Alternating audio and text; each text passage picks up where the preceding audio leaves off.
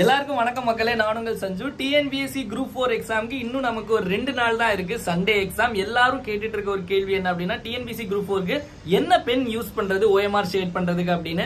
நல்லா புரிஞ்சுக்கோங்க மக்களே, ப்ளூ பென் யூஸ் பண்ணவே கூடாது. பிளாக்ல பால் பாயிண்ட் பென் மட்டும் தான் யூஸ் பண்ணணும். பிளாக்ல ஜெல் பென் யூஸ் பண்ணக்கூடாது, இங்க் பென் யூஸ் பண்ணக்கூடாது, பால் பாயிண்ட் பென் மட்டும் தான், பிளாக் பால் பாயிண்ட் பென் மட்டும் தான் யூஸ் பண்ணணும்.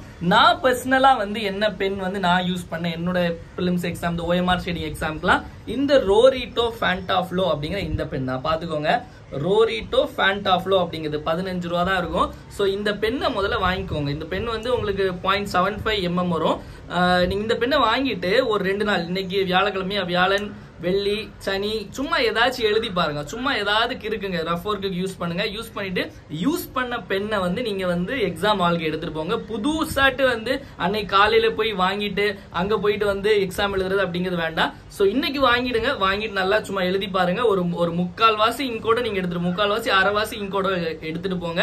ஒரு 2 பென் 3 பென் வாங்கி வச்சுக்கோங்க. சரியா, மொத்தம் ஒரு 3 பென் வாங்கி வச்சுக்கோங்க ஒரு சேஃப்டிக்காக. சோ வாங்கி எழுதி பார்த்துட்டு நீங்க அங்க எக்ஸாம் ஹால் கொண்டு போங்க. சோ பென்னு முக்கியம் பிகில். சோ இந்த பென் வாங்கிக்கோங்க, ரோரிட்டோ ஃபேண்டாஃப்ளோ. சோ எப்பவுமே அந்த சின்ன டிப் உள்ளது வாங்காதீங்க. 0.5 mm இருக்கும், அது வாங்காதீங்க. ஏன்னா பாயிண்ட்ஸ் அது உங்களுக்கு OMR ஷேட் பண்றதுக்கு டைம் ஆகும். இது உங்களுக்கு ஈஸியா இருக்கும். சப்போஸ் 1 mm இருக்கு, யூனோ மேக்ஸ் அப்படின்னு ஒரு பென் இருக்கு, அதுவுமே நல்லா இருக்கா சொல்றாங்க. பட் நான் பர்சனலா யூஸ் பண்ணி நல்லா இருக்குது அப்படின்னா இது, அதனால தான் நான் இதை சொல்றேன். So all the best. எல்லாரும் எக்ஸாம் நல்லா பண்ணுங்க மக்களே. டடா.